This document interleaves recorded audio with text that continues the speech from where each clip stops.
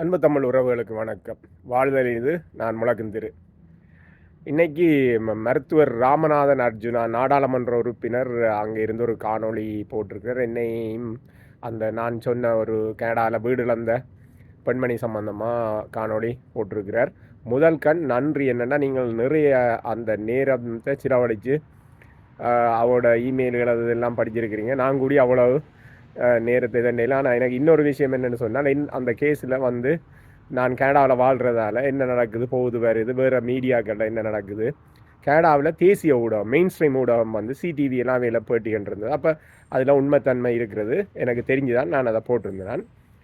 அதே நேரம் அந்த அம்மாவுக்கு வந்து தவறாக புரிஞ்சு கொண்டார் நினைக்கிறேன் மருத்துவர் அர்ஜுனா. அவருக்கு ஒரு கை தான் இல்லை, 2 கை இல்லைன்னு சொல்லி அந்த காணொலியில் சொல்லியிருக்கிறீங்க. அவருக்கு ஒரே கை தான் இல்லை.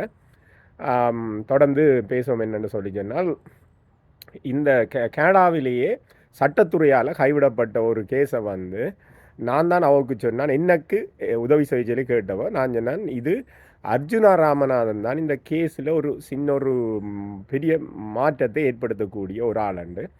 அப்போ அவருக்கு நான் முதல் சொல்லும்போதே வந்து அது சட்டத்துறை சம்மந்தமாக அல்லது சில நேரம் ஸ்ட்ரெஸ்ஸில் இருக்கும்போது அவருக்கு அது விளங்க இல்லையோ தெரியல. அப்போ நான் இப்படித்தான் சொன்னேன், நான் அப்படி முடியுமென்னு சொல்லி சொல்லும்போது நேரடியான ஆட்கள்கிட்ட போயே முடியலை, என்னென்று மறைமுகமாண்டா. அப்போ நான் அவருக்கு வடிவாக விளங்கப்படுத்தினேன் என்ன மாதிரின்னு சொன்னால், இந்த கேரம் போர்டு விளையாடுறது பார்த்துருக்குறீங்களா? அந்த கேரம் போர்டில் வந்து நேரடியாக ஒரு கட்டையை அடிக்காமல் இன்னொரு கட்டையை அடித்தா மற்ற கட்டை போய் விழும். அது மாதிரி அங்கே அர்ஜுனா ராமநாதன் நாடாளுமன்றத்தில் எழும்பி கேட்கணும் என்னென்னு சொன்னால், ஸ்ரீலங்கா வந்து வெளிநாடுகளில் தேடப்படுற குற்றவாளிகளின் ஹெவன் சொர்க்கமாக இருக்குதா என்று சொல்லி கேட்டார் என்று சொல்லி சொன்னால், இலங்கையில் இருக்கிற ஒரு காவல்துறை அல்லது நீதித்துறைக்கு வந்து ஒரு சிக்கலாக வரும். என்னென்னா, நாங்கள் வெளிநாடுகளில் தேடப்படுற குற்றவாளிகளை இங்கே முதலீடு செய்கிறதுக்கும் அவங்கள பெரிய உல்லாசமாக வாழ்கிறதுக்கும் விட்டு வச்சிருக்கிறோம். அதுக்கு ஒரு தடுப்பணையோ அதுக்கு அல்லது ஒரு சட்டம் போடணுமெண்டு ஒரு நிலைமை ஒன்று வருமெண்டு நான் சொல்லியிருந்தேன். அதனால தான் மருத்துவர் நாடாளுமன்ற உறுப்பினர் அர்ஜுனா ராமநாதன் தான் இதை துணிஞ்சு கேட்பார் என்று சொல்லி சொன்னேன். அர்ஜுனா ராமநாதனோடு நான் ஒரு நாளும் பேச இல்லை. திருவண்ணாமலை நாடாளுமன்ற உறுப்பினர் ஐயா குவாசன் அவர் வந்து என்னுடைய இனிய நண்பர். கனடாவிலேருந்து தான் போய் அங்கே நாடாளுமன்ற உறுப்பினராக இருக்கிறார். அவர் என்னையும் அழைப்பு விடுத்திருந்தவர். இப்படியான விஷயங்கள் வந்து நீங்கள் அண்டா இங்கிருந்து மக்களுக்கு இன்னும் பலனாக இருக்குமென்று சொல்லி அடிக்கடி சொல்லி கொண்டிருக்கிறவர். என்னை கூப்பிட்டுருந்தவர், ஆஃபிஷியலாகவும் கூப்பிட்டுருந்தவர். ஆனால் வந்து குவாசன் ஐயா இதை செய்ய சொல்லி இந்த அம்மா கேட்டவர். நான் சொன்னேன், இல்லை, அவர் முதுமை மட்டும் இல்லை, சில பேர்ட்டு சுபாவம் தெரியும், அதாவது ஒரு அவுட் ஆஃப் த வே அவர் வேறொரு விதமாக வந்து யோசிச்சு இதெல்லாம் செய்ய மாட்டினோம்.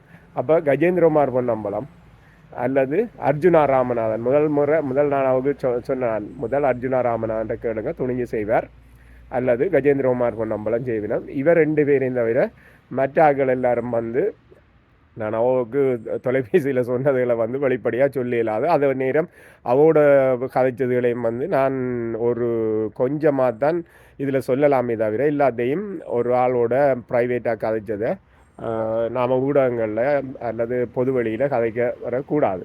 அதே மாதிரி நான் அவருக்கு முதல் நாளே இருந்து சொன்ன நான் என்னென்னு சொல்லி சொன்னால், இந்த அரெஸ்ட் வாரண்ட் ஒரு காப்பியோ அல்லது ஒரு கோர்ட் ப்ரொசீடிங்ஸோ அல்லது அந்த போலீஸ் இதோ எடுத்து கொடுக்க சொல்லி அவள் அதுக்கு அப்ளை பண்ணிட்டா. அது வர்றதுக்கு முதல் அர்ஜுனா ஓமண்டோன்னா இதை செய்து விட்டுருவோன்மெண்டு அந்த அம்மா துடிக்கிறான்னு நான் நினைக்கிறேன். ஆகையால் வந்து நான் தான் சொன்னேன், நமக்கு இவ்வளோ 8-10 வருஷம் நடந்து பொறுத்துட்டீங்கள், இந்த போலீஸில் வழக்கு கொப்பி வர்றதுக்கு நீங்கள் பொறுக்க இல்லாமல் இருக்குது என்று சொல்லி சொன்னேன். அதாவது வந்து சமூகத்தில் வந்து ஒரு 80% அறிவு ஆகக்கூடியவன் இருப்பான், 20% ஆக குறைஞ்சவன் இருப்பான். அப்போ இந்த 20% ஆட்களை வந்து அந்த அறிவு கூடினவன் வந்து ஏமாற்றி போட்டு போயிடுவான். அப்போ இன்னும் ஒன்றையும் விளங்கி கொள்ளணும், வந்து ஒரு வணிகம் என்று வரும்போது குறைய வாங்கி கூட விற்கிறது சரிந்தானே. அது மாதிரி அதே விஷயத்தை தான் ஒரு திருடனும் செய்வான். ஆனால் வணிகனுக்கும் திருடனுக்கும் வித்தியாசம் இருக்குது. சரிதானே?